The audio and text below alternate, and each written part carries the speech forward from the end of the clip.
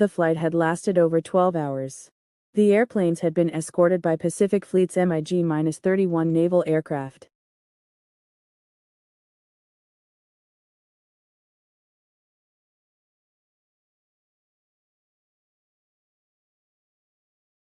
TU-95 MS crews had practiced air refueling.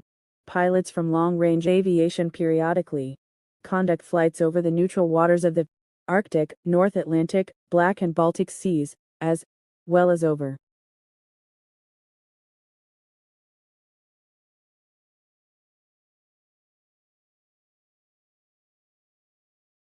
the Pacific Ocean.